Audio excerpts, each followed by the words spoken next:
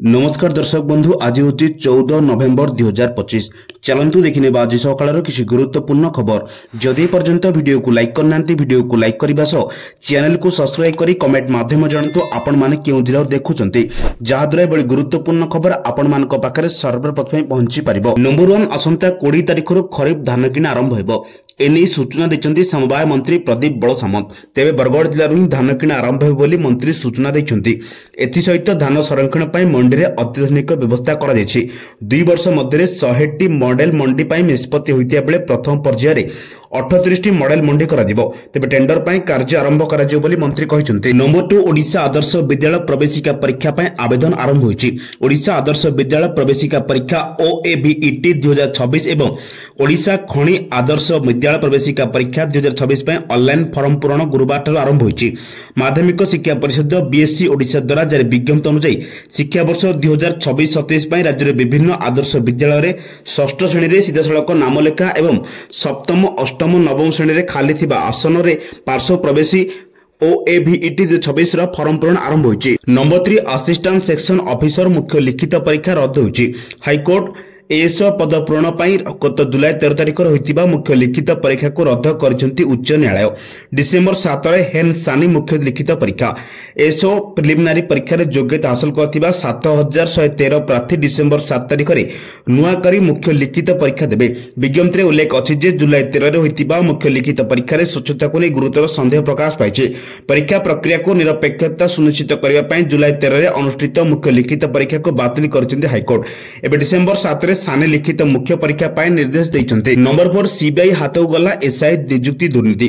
केंद्रीय तदंत ब्यूरो गुरुवार दिन आनुष्ठानिक भाव में ओडिशा पुलिस सब इन्स्पेक्टर नियुक्ति दुर्नीतिर तदंत दायित्व ग्रहण करिछि। रिपोर्ट अनुसार जने deputy superintendent of police ranker अधिकारी नेतृत्व में एक दल एवं तदंत नेतृत्व नेबे। इतिमध्ये सीबीआई ए संपर्क में एक मामला रुजु करिछि एवं प्रारंभिक भाव में मामला तदंत करथिबा क्राइम ब्रांच समस्त प्रासंगिक कागजपत्र मागिछि। तदंत समय जदि कौनसी अतिरिक्त प्रमाण किंबा सूचना आसीबो तेबे क्राइम ब्रांच आवश्यक हेले सीबीआई को सहायता करिबो। नंबर 5 राज्य स्तरीय शिशु महोत्सव सुरभि 2025 उद्घाटित होछि। शिशु माने होचंदी भविष्यत आमर आशा सेमानकर स्वप्न को साकार करिबा एवं मार्गदर्शन आमर सर्वोच्च प्राथमिकता हेबा आवश्यक बोली राज्य स्तरीय शिशु महोत्सव सुरभि उद्घाटन करी मुख्यमंत्री मोहन चरण माझी कहचंती।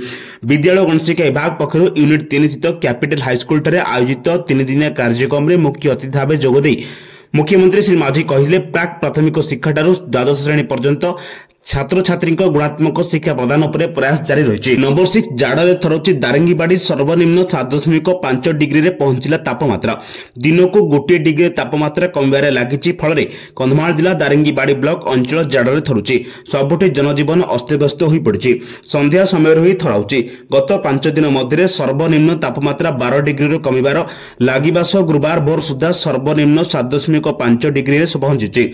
सर्वनिम्न 8.5 डिग्री और मंगलवार दिन 9.5 डिग्री रही। नंबर 7 मालती पाटपुर रे 4टी पश्चिमबंग बस जबत होईछि। 15 लाख अधिक जुर्माना पड़िछि। बेआईन भावे चलाचल करथिबा ए बस गुड़िक उपरे मोट 15,40,847 टंका जुर्माना लागू कर दैछि। गुप्त सूचना अनुसार पूरी आंचलिक परिवहन कार्यालय आरटीओ एवं राज्य परिवहन प्राधिकरण एसटीए कटक स्वतंत्र स्क्वाड मिलित दल आज मालती पाटपुर बस स्टैंड रे जांच करथिले। ए उल्लंघन पई टीम सेमानक उपरे सामूहिक भावे 15,46,847 टंका जुर्माना लगाइथिला। ए घटना को नै अधिक तदंत जारी होइछि। नंबर 8 कटक बालीजात्रा शेष संध्यारे ठेलापेला स्थिति उपजिछि। फल 3 जन अचेत होई पड़िथिबा जणा पड़िछि। आहतंकु एम्बुलेंस जोगे कटक बड़ मेडिकल को निये जाइछि। बालीजात्रा शेष संध्यारे बॉलीवुड कंठशिल्पी श्रेया घोषाल को संगीत कार्यक्रम रे परिवेषण होतिला। एथि पई असंभव भीड़ देखिबाकू मिलितिला। तेबे बैरिकेड निकट ठेलापेला स्थिति उपजितिला। फल 2 जन अचेत होई पड़िथिले। स्थिति समीक्षा करबाकू घटनास्थल रे अतिरिक्त एसपी पहुंचिछन्ति। भीड़ को नियंत्रण करिया पई अधिक पुलिस फोर्स मागिबाकू योजना करूछि पुलिस। पुलिस पक्ष लाठी चालन आरंभ होईछि। नंबर 9 कटक बालीजात्रा रे दोली अचल घटना।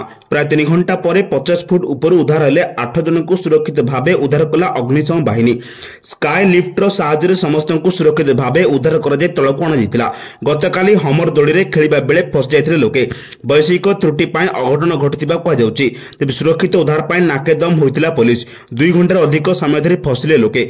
ब्रोड स्काई मेसिन हेला उद्धार कार्य घटनास्थल में पहुंची कटक डीसीपी ऋषिकेश खिलारी। उद्धार पर मेडिकल में भर्ती हेले फसथिबा लोके जनक पर जनक उद्धार करथिला अग्निशम बाहिनी। नंबर 10 एणिकी सहज जमी पट्टा संशोधन जमी किणवाक समस्या दूर करने को राज्य सरकार बड़ पदक्षेप ग्रहण करिसेंती। पुराना पंजीकृत कबला दलिल संशोधन पर तहसीलदार को मिलला क्षमता। Odisha survey and settlement rules संशोधन को अनुमोदन करिसेंती मुख्यमंत्री मोहन माझी। वर्तमान मुख्यमंत्री को अनुमोदन पर जमी पट्टा क्रेता नाम रेकर्ड करने संपृक्त तहसीलदार माने क्षमता प्राप्त हेब। यह द्वारा संपृक्त क्रेता माने बंदोबस्त प्रक्रिया पूर्व वैध भाव किणिथिबा जमीर जमी पट्टा निज नाम करने संपृक्त तहसीलदार पाखरे आवेदन करें। नंबर 11 स्थिर रही पेट्रोल एवं डीजेल दर। आज भुवनेश्वर में पेट्रोल दर 101 टंका 11 पैसा रही बेले डीजेल दाम प्रति लिटर पिछा 92 टंका 69 पैसा रही। सेहीपरि दिल्ली में पेट्रोल लिटर पिछा 94 टंका 77 पैसा और डीजेल दर 87 टंका 66 पैसा रही। मुंबई में पेट्रोल लिटर पिछा 103 टंका 50 पैसा होती है डीजेल दर लिटर प्रति 90 टंका 3 पैसा रही। सेहीपरि कोलकाता में 105 टंका 41 पैसा 92 टंका 2 पैसा रही।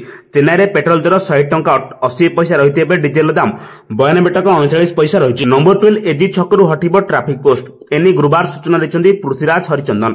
माटी तले ऊपर 2 थाकिया रास्ता निर्माण हेब। कल्पना खंडगिरी और जयदेव विहार नालको पर्यंत एलिवेटेड कॉरिडोर निर्माण करा। प्रारंभिक डीपीआर प्रस्तुत होइतिबा कहिसेंती मंत्री। ट्राफिक समस्या दूर पर 20 नुआ रास्ता निर्माण पर योजना रही।